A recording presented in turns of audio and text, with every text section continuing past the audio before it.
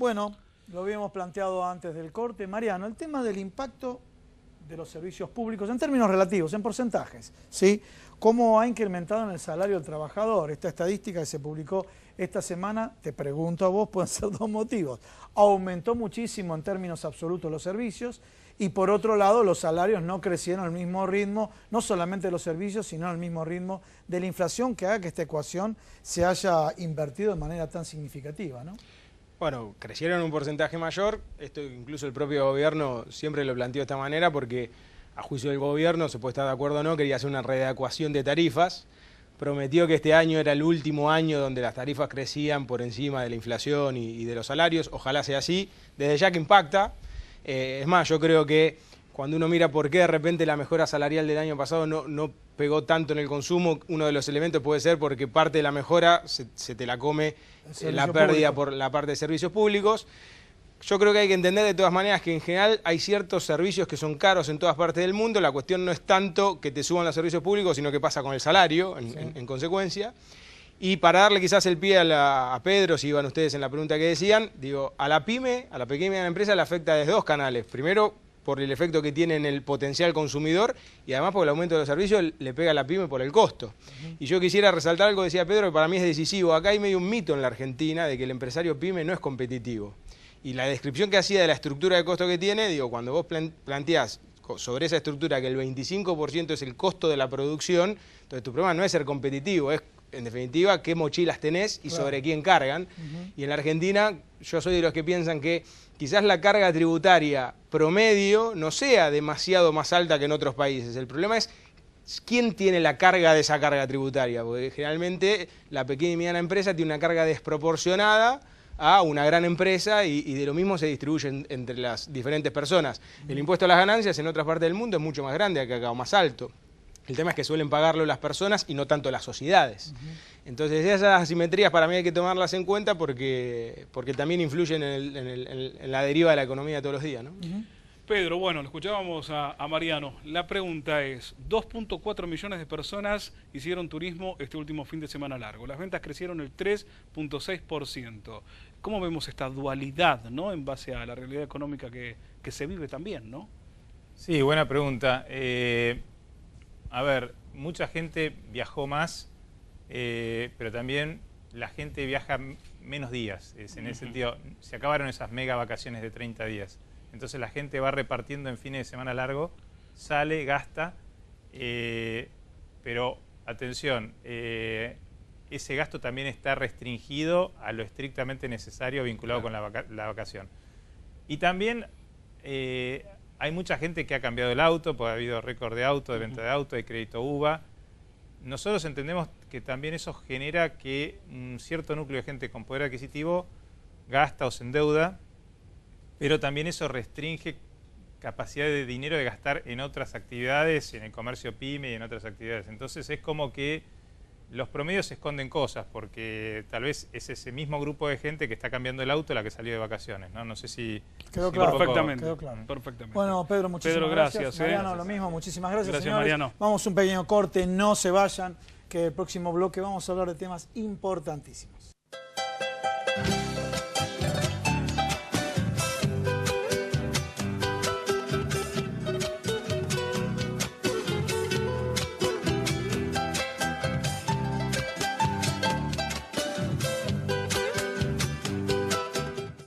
Federación Argentina de Trabajadores de Farmacia, 70 años en defensa de los derechos del trabajador del sector, comprometidos con la formación de nuevos líderes sindicales.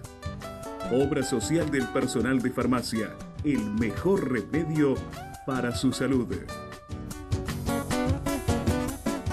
Turismo Social de FATFA piensa en el descanso de todos los trabajadores de farmacia, ofreciendo un gran circuito hotelero en todo el país. Instituto Superior de Formación Tecnológica de FATFA apuesta al crecimiento profesional de todos los trabajadores de farmacia en el país. FATFA, conmemorando su 70 aniversario.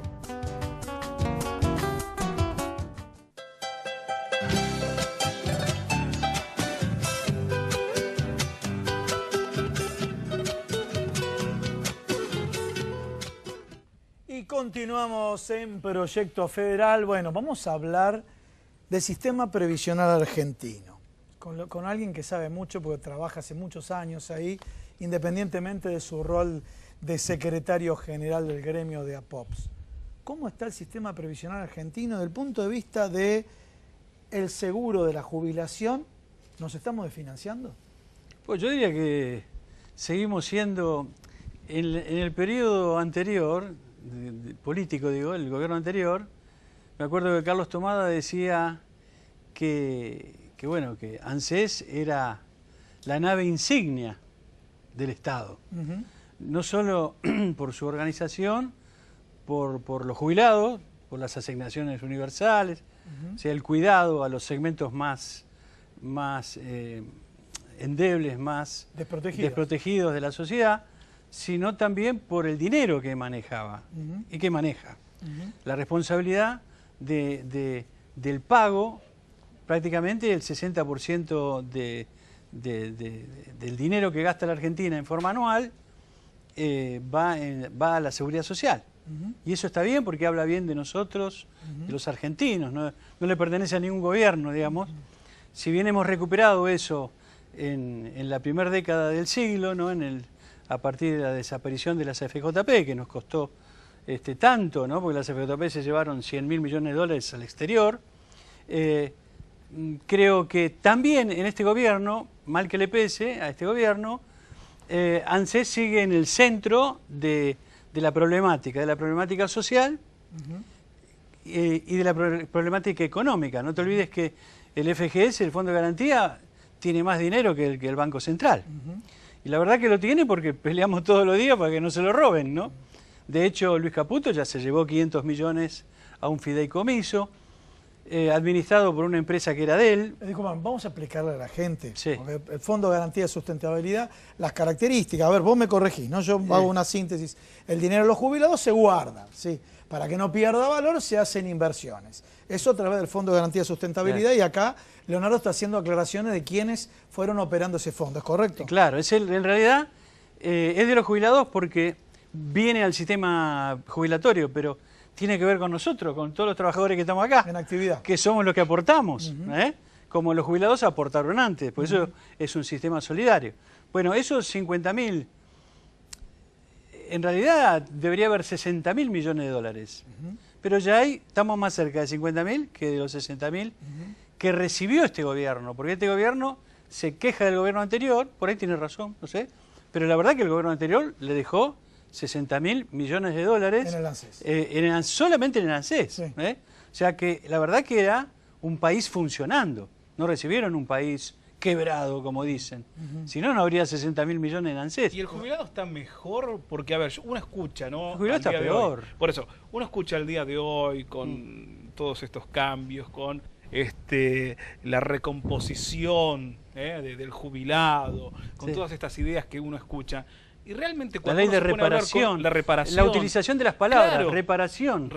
Y uno se pone al a revés, con el jubilado, es destrucción. Y dice, no me alcanza, porque los remedios estoy pagando el doble o el triple claro. que hace unos meses atrás. No, y venden como un éxito haber firmado un convenio con la empresa del vicejefe de gobierno. Si hay un delito más grande que ese, alguien que es funcionario, y en esos niveles, cualquier funcionario, pero en esos niveles no puede estar de los dos lados del mostrador. No puede haber firmado la empresa que él conduce, que son cientos de farmacias, con el gobierno, cuando el gobierno es él. En cualquier lugar del mundo eso es mínimamente incumplimiento de deberes de funcionario público y es un delito. Bueno, acá parece ser que el señor Quintana sigue libre por la calle, a otras personas, por mucho menos, las han puesto presas. Y el sistema previsional va aguantando porque el movimiento obrero lo defiende. No solamente nuestro gremio, sino también los gremios que pertenecen a la CTA. Nosotros somos disidentes en la CGT, no hemos querido ser parte de la conducción de la CGT por motivos obvios. Nosotros no estábamos de acuerdo con un triunvirato ni toda esta cosa, que no está en el estatuto de la CGT, no existe eso. La CGT tiene que tener un solo secretario general. Así que nosotros, yo terminé mi función como secretario de Seguridad Social de CGT en el 2016 y no quise seguir ahí.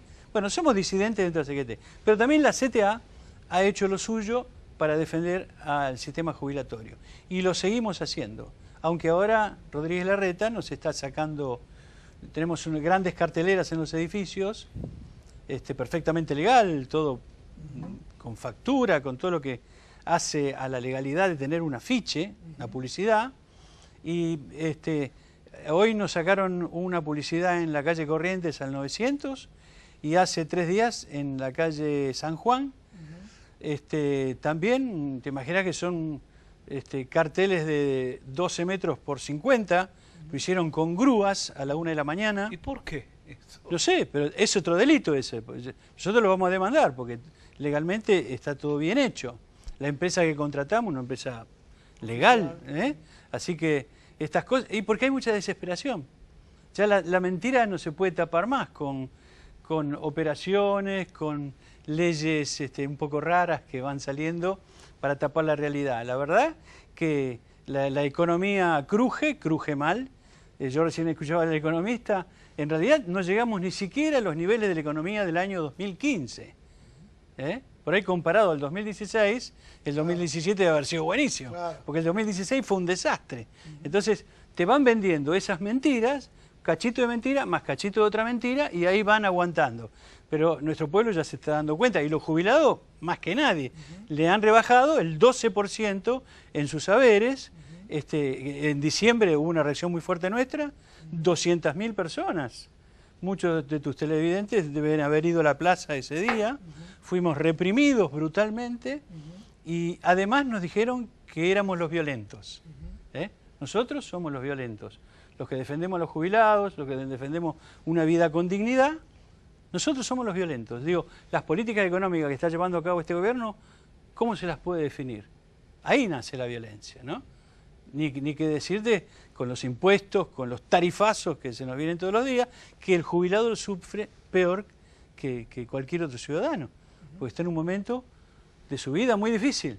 Donde debería relajarse, descansar y pasar los últimos años de su vida con tranquilidad. Claro, ¿no? o al menos enfrentar la enfermedad que le va a tocar, Claro. porque a todos nos toca, somos todos humanos, en algún momento de nuestra vejez nos va a tocar esa enfermedad, al menos enfrentar a la enfermedad que te va a tocar con la tranquilidad de saber que tenés la espalda cubierta. Bueno, es absolutamente insoportable para los trabajadores con dignidad, ver que nuestros viejos estén sufriendo lo que están sufriendo. Y son casi 10 millones de personas, 8 millones y pico. Entonces, esto es una pelea de fondo. Por eso nuestro problema no es ni el director ejecutivo de ANSES, ni siquiera el ministro de Trabajo, que ni sé cómo sigue sentado ahí. Acá el problema es la conducción política y la conducción económica. Bien, pasamos a la otra parte del estudio. Nos acompaña la doctora Jimena Simpson, que es politóloga, doctora en ciencias políticas.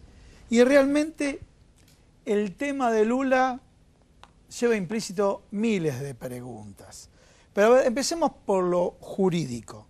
Vos como politóloga, y haber vivido en Brasil, en Río de Janeiro, ¿la población ve o hace caso omiso a los motivos por los cuales está preso? Me refiero el tema del departamento que no está a su nombre, que no habitó, que se dio como garantía, pero no lo dio Lula, lo dio otra persona como garantía.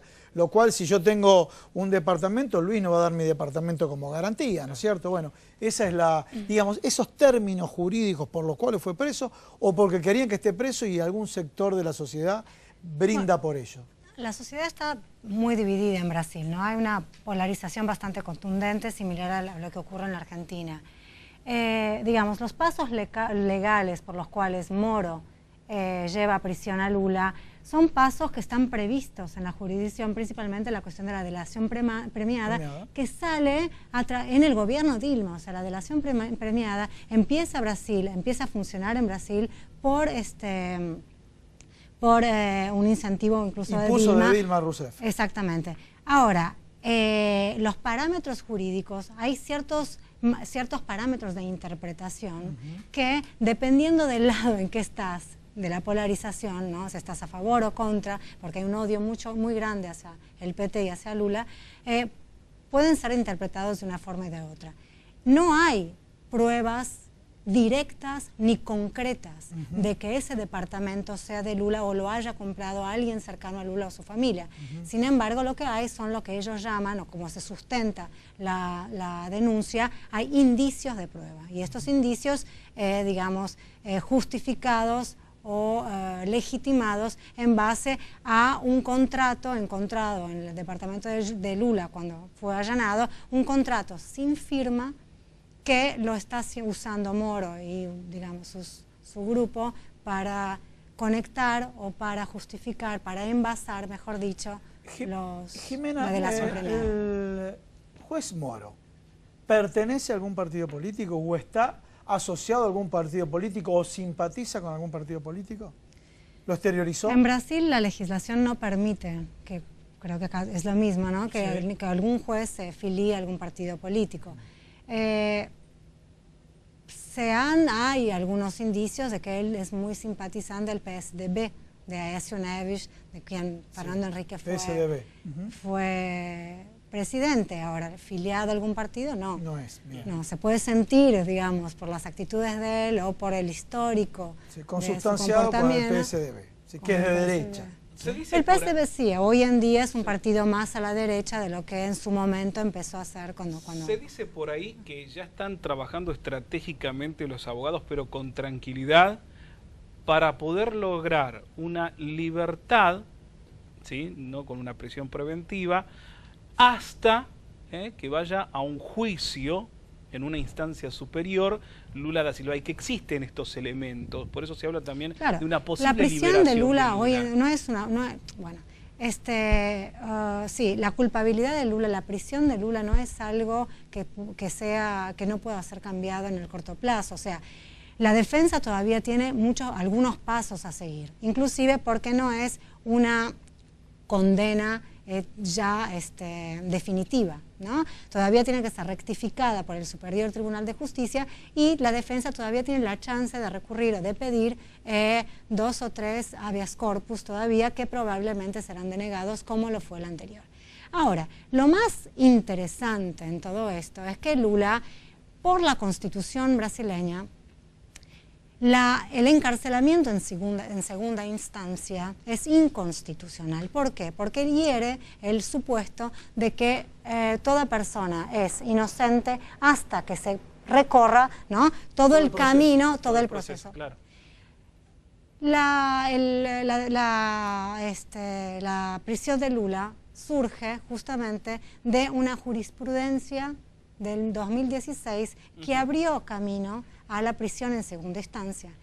Lo que ocurre es que, como esta jurisprudencia hiere el texto original de la Constitución, hay 2 pedidos de revisión de la jurisprudencia ya en el propio Superior Tribunal Federal de Justicia, a la espera de ser discutidos por el plenario del Superior Tribunal, y en los cuales la presidenta del tribunal, Carmen Lúcia, se niega a estipular una fecha para que sean discutidos. Bien, casualmente mi pregunta, te adelantaste, mi pregunta es los plazos. Bueno, a ver, ¿qué sabemos políticamente? Exacto. Que se especula? Y mantengámoslo preso para que no se presente y no, las elecciones. No, él se puede presentar y de hecho es lo que va a ocurrir. Bien. Lula no es inelegible. Los plazos. Está previsto... Primera aclaración para todos ustedes. Lula, desde la cárcel, ¿puede ser candidato? Perfectamente. La legislación que rige o que, digamos, puede juzgar si Lula es elegible o no es el Tribunal Superior Electoral, ¿tá?, que es independiente, no es lo mismo que el Superior Tribunal Federal, que acaba de juzgar el habeas corpus de Lula. Lula, por ahora, es precandidato y él hasta el momento, porque no ha sido juzgado y no inscribió su candidatura, puede perfectamente hacer campaña política si es que Lula permite que la haga, o cuáles van a ser las condiciones de encarcelamiento de Lula. Pero hasta el 15 de agosto, cuando tienen que ser inscritas las candidaturas, Lula o el PT puede perfectamente inscribir la candidatura de Lula. ¿Qué nivel de votos tiene al día de hoy Lula? Al día de hoy tiene 37% de las intenciones de voto. 37. ¿Y cuánto se necesita para ser electo presidente? Para ser electo presidente tiene que ser del 50%. Para ir al primer turno, para ir al primer turno tiene que haber una diferencia de 10%, pero digamos, ser es la norma mayoritaria, ¿no? Tiene que ser el candidato, los dos candidatos con mejor número de votos, claro, con mejor cantidad de votos. Y 10 puntos de diferencia entre el 10 primero y el puntos de segundo. diferencia después en el segundo turno para ganar. Para o 10. ganar. Ajá, bien. Bien, clarísimo. Ahora te repregunto, obviamente que es en el marco de las suposiciones. Porque, ¿qué digo? ¿Qué pasa? Claro. Yo diría que Lula preso para un sector lo fortalece. Para otros, me refiero a un sector, quien quiera a Lula dice, bueno, realmente es una víctima. Sí. Otro sector dice, no, que él es el victimario y demás. ¿Cómo ves? ¿Quiénes son los ganadores y perdedores con la prisión de Lula? Yo creo que al día de hoy, no Sí. sé, mañana, ¿Sí? al día de hoy, el juez Moro termina fortaleciendo la candidatura de Lula y está beneficiando al PT. Bueno. Porque si uno ve desde el impeachment de Dilma, hasta el momento actual en que Lula está preso, Sí. el Lula ganó, pasó del 16% Sí. de Intención de voto. intenciones de voto al 37%. 37. Importantísimo el dato. Y ahora quiero escuchar a un referente gremial. Ya cambiamos, pasamos a tu rol de dirigente gremial. ¿Cómo sentís vos a Lula preso? Lula es el primer trabajador presidente de un país. Por lo tanto, a mí me corresponden las generales de la ley, ¿no? Para mí Lula es un hombre indispensable para Brasil y para América, donde no es un presidente que ha tenido influencia nada más que con su propio pueblo. Es un presidente que ha tenido influencia americana, inclusive que ha sabido, conjuntamente con Néstor Kirchner y con otros, Correa de Ecuador también, y otros presidentes, Morales. Evo, pero países más pequeños. Pero los dos grandes países, que son Brasil y Argentina, en ese orden, supieron ponerle límites a cosas muy grandes, como fue en su momento el ALCA, del presidente Bosch. Por lo tanto, la figura de Lula es monumental no solo para los trabajadores. Aparte, entre el 2005 y 2006, los cálculos que se hicieron de cuánta gente ingresó de la clase baja a la clase media, se habla de 10 millones de brasileros. Sí. 10 millones. Ahí tenemos que pudo números, ahí tenemos, ayudar. ahí tenemos, porque tenemos distintos números. Me parece que es un Sí, poco a ver, más, algunos ¿eh? dicen 40, otros dicen 30, otros dicen 20, Sí. él dijo 10. A ver, ¿cuál es el dato habiendo No, vivido yo dije en entre Brasil? 2005 y 2006. Sí, en total. General son 40 millones de brasileños, lo que representa el 1% de cambio en términos de la desigualdad social del índice Gini utilizado por la... Sí, que es el que mide Durante la desigualdad. todo el periodo Y ahora de él, ¿no? volvemos al Claro. tema que dijo, a mí me condenaron porque yo hice que los trabajadores vayan a la universidad. ¿Cómo lo Sí. sentís? No, y bueno, lo siento muy cercano porque eso pasó en la Argentina a través del coronel Perón en su momento, que antes de ser presidente ya tenía una política determinada de darle calidad de vida institucional a todos los argentinos.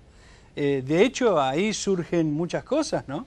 No solo los beneficios para los trabajadores, sino también para la salud, para las universidades gratuitas, o sea, que estalló de derechos la Argentina a partir de la década del 40. Y en Brasil, con la llegada del PTP, de Lula, tardó un poco más, porque los brasileños son mucho más estructurados, la clase alta de Brasil es mucho más dura que la Argentina, inclusive. Entonces Brasil tardó más en eso, con la dictadura de los 70 en el medio también, ¿no? Entonces, a los trabajadores nos ha costado mucho tener un Lula o tener un Néstor Kirchner y también Cristina, más allá de los más y los menos que podamos haber tenido todos. Pero Porque como planteemos que política... vos habías planteado diferencias con el gobierno No, anterior. por supuesto, siempre hay diferencias, pero una cosa es tener diferencias superficiales, como el impuesto a las ganancias, por ejemplo, Sí. en su momento, y otra cosa son diferencias de fondo, donde no se admite que justamente un segmento grande de la pobreza pueda pasar a la clase media o a la clase media baja, porque parece una ofensa para las clases altas. Hay como una venganza de las clases altas en Brasil. Yo estuve en octubre del año pasado y me sorprendió mucho el odio que ya se notaba contra Dilma y contra Lula, ¿no? Entonces, ese odio nosotros lo vivimos contra Eva Perón en su momento, viva el cáncer, escribían en las paredes, y ahora también hay mucho odio que alimenta la grieta en la Argentina. Entonces yo diría, basta con el odio, ¿no? Terminemos con el odio porque nos va a llevar a una confrontación que ya hemos vivido, dolorosa, que termina mal, y creo que la democracia es el camino. Lula va a ser el presidente brasilero con seguridad, de una forma u otra, desde la cárcel o desde un sistema tipo Perón-Cámpora, que también puede pasar. Quizás los brasileños no tienen esa cuestión un poco más rebuscada. Vamos a usar los términos de ese chip. Claro, que tenemos sí los argentinos, pero bueno, la ventaja que tenemos los argentinos ante los brasileños es la organización gremial. Y ahí ya me pongo... me pongo medio corporativo, digamos, porque Perón nos organizó y todavía no han podido destruir la organización gremial, cosa que la organización gremial brasilera es mucho más moderna, tiene que ver más con las internacionales, y la nuestra es muy nacional, muy de acá y más difícil de romper, digamos, ¿no? Para cerrar, Jimena, que tenemos que cerrar el programa, bueno, ¿cómo ves el escenario de acá en las próximas semanas?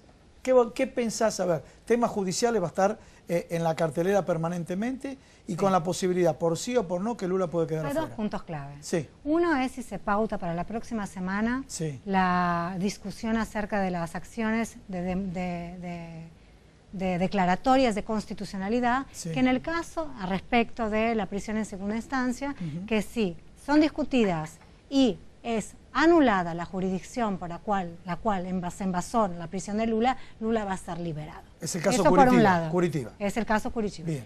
Del otro lado es ver cómo se maneja el juez Moro con Lula preso. Bien. O sea, cuál es el grado de cerceamiento que Moro va a intentar indefectiblemente hacer para que Lula no siga haciendo campaña.